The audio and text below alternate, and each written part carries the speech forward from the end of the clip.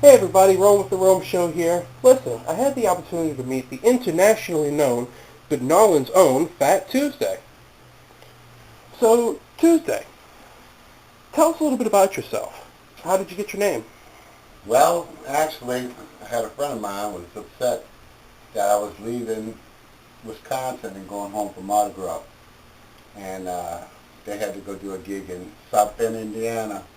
And I told him straight up I was going home for Mardi Gras, and he was all upset, and he cursed me out, and he said they ought to call you effing Fat Tuesday. I said from now on, that's my effing name, and as the ambassador of New Orleans, my tribute to New Orleans, I thought it was really appropriate. You're internationally known. Tell us about some of the places you've been. Well, my favorite stop was the motherland, Italy. Um, I'm Italian. Favorite song in the world, Take Me Back to the Motherland. And I felt that vibe when I hit Rome. It was what an experience to be back in the motherland.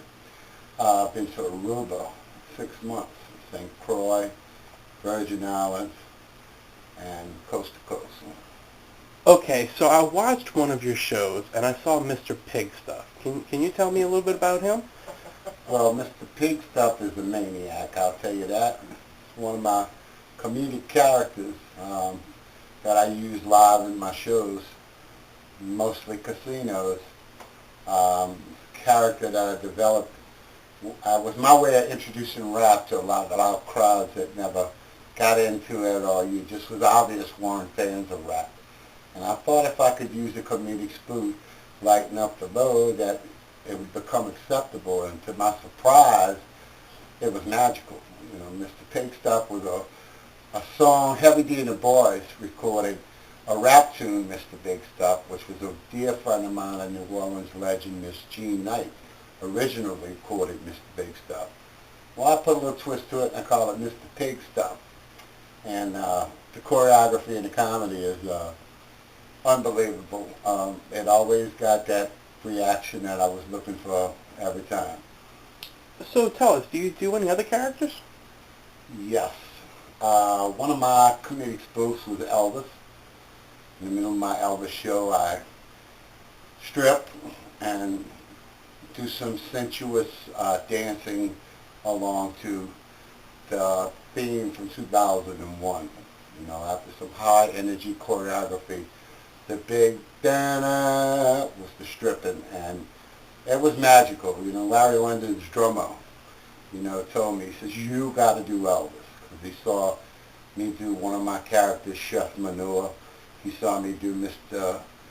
Pig Stuff, and he got a kick out of that, and he says, you got to do Elvis. I said, man, I love Elvis.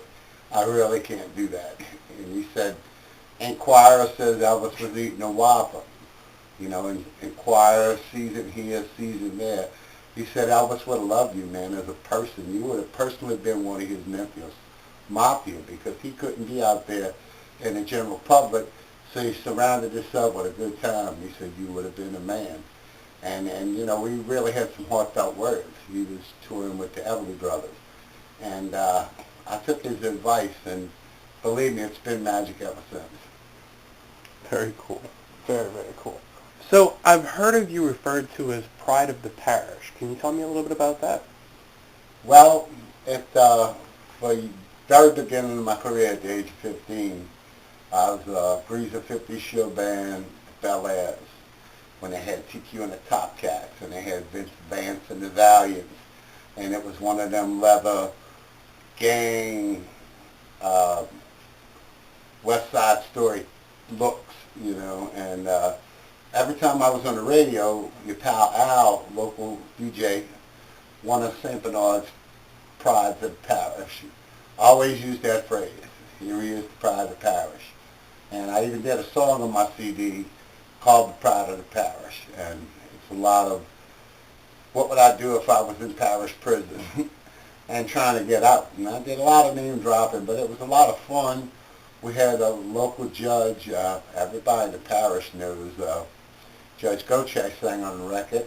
And, it was like who I would call if I was in trouble, and Dr. John's drummer, Phat2sday, was playing this beat that was just so funky, I just had to tie this two songs in. It was a medley, and it worked out perfect, and we named it the Pride of the Parish. But your pal out, WTIX, that's a torch I've been carrying for a long time, because I'm from St. Bernard, Louisiana, down in the parish, down the road soldier, thought I told you. So have you been on television? Ah, yes, many a times. I think I'm internationally known from being on Jenny Jones' show, because I know when I was in Aruba, I was watching Jenny Jones, so I know it's been seen around the world. I did my incredible stripping Elvis impersonation. I've been on Fit Television and the Discovery Channel as a physical fitness dude. I was in a show called Health Cops, and Mackie Shillstone was my guardian angel who saved my life, and he was a show called New Orleans Health Cops, and I lost 115 pounds in 5 months, and it really changed my life. And then I gained the weight back, obviously, and I was feeling down in the dumps, and Walton and Johnson was on the radio and talking about a fat contest. And I told my wife, I said, Patty, I'm so upset what I've done. I said, I got to go join this fat contest to make me feel good about myself again. Because honestly, putting back on the weight, it did take a physical toll on me. When I lost that 115 pounds, I was feeling incredible. So I won a fat contest, was feeling good, and my reward was becoming a mascot for the New Orleans Hornets. You were a Hornet? Well, I was a bumblebee. We had the bumblebees were mascots. We had a dance crew, and we went out there and shaked our groove thing with the honeybees. We were doing some Usher, and different songs right in the middle of the court to massive crowds. It was more fun than a lot of things I've done, instead of traveling in the show, I was hanging out local and still getting my freak on with my comedic spoof of John Belushi's Bumblebee. That was my hero. So tell us, Tuesday, what got you started in show business? Well, Barbecue and the Summertime Blues was a local band down in the parish.